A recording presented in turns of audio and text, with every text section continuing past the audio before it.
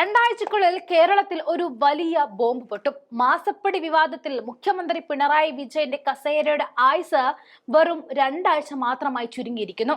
എക്സാലോജിക് മാസപ്പടി കേസിൽ 2 ആഴ്ചക്കകം അന്വേഷണ റിപ്പോർട്ട് കേന്ദ്രത്തിന് സമർപ്പിക്കുമെന്ന് SFIO അറിയിച്ചിരിക്കുകയാണ്.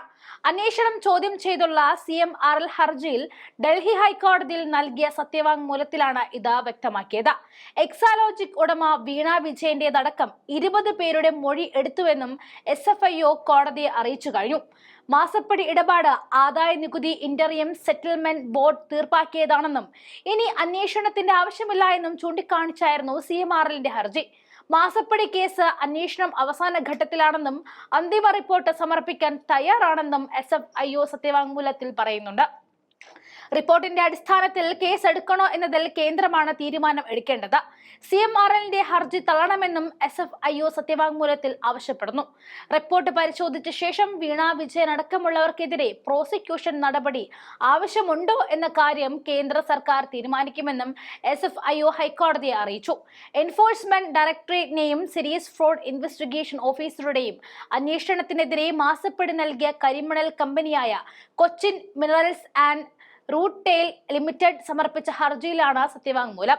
കേസിൽ അന്തിമവാദം നടക്കാനിരിക്കവെയാണ് കോർപ്പറേറ്റ് അഫയേഴ്സ് മന്ത്രാലയത്തിൽ ഡൽഹി ഹരിയാന കമ്പനി രജിസ്ട്രാർ പ്രണയ് ചതുർവേദി SFIOയ്ക്ക് വേണ്ടി സത്യവാങ്മൂലം സമർപ്പിച്ചത്.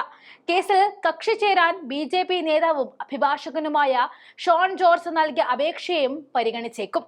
കേസുമായി ബന്ധപ്പെട്ട വീണ വിജയനെ കഴിഞ്ഞ ഒക്ടോബർ 9-നാണ് ചോദ്യം ചെയ്ത മൊഴി രേഖപ്പെടുത്തിയതെന്ന് സത്യവാങ്മൂലത്തിൽ വ്യക്തമാക്കിയിട്ടുണ്ട്.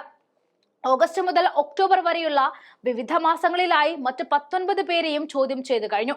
ആദായ നികുതി വകുപ്പിൽ കേസുമായി ബന്ധപ്പെട്ട രേഖകൾ SFIOയ്ക്ക് ലഭിച്ചിട്ടുണ്ട്. നിലവിൽ നടക്കുന്നത് വസ്തുതാന്വേഷണ പ്രക്രിയയാണെന്നും ഈ റിപ്പോർട്ടിൽ പരിശോധിച്ചായിരിക്കും തുടർ നടപടിയെന്നും പ്രോസിക്യൂഷനും ആവശ്യമുണ്ടോ എന്ന് തീരുമാനിക്കുകയെന്നും SFIO തുടർന്ന് വാദിച്ചു. CMRL, Kerala state industrial development corporation, ESPL എന്നീ കമ്പനികൾക്കെതിരെയാണ് അന്വേഷണമെന്ന് സത്യവാങ്മൂലം ചൂണ്ടിക്കാട്ടി. എന്നാൽ ആദായ നികുതി വകുപ്പ് പിടിച്ചെടുത്ത രേഖകളടക്കം അന്വേഷണ ഏജൻസികൾക്ക് കൈമാറരുത് എന്ന് CMRL ആവശ്യപ്പെട്ടിരിക്കുകയാണ്. മുഖ്യമന്ത്രിയെയും CPMനെയും സംബന്ധിച്ച് നിർണായകമാണ് കേന്ദ്ര സർക്കാരിന്റെ തീരുമാനം. മാസപ്പടി കേസിൽ വീണയ്ക്കെതിരെ നടപടി വന്നാൽ പ്രതിപക്ഷം അത് രാഷ്ട്രീയ ആയുധമാക്കും. CPMന് പുതിയ ഒരു തലവേദനയുമാകും. പാർട്ടിയാണ് വീണയ്ക്കെതിരെയുള്ള ആരോപണത്തെ പ്രതിരോധിക്കുന്നത്. വീണയെ ഉന്നമിക്കുന്നത് പിന്നിലെ യഥാർത്ഥ ലക്ഷ്യം മുഖ്യമന്ത്രി തന്നെയാണ്.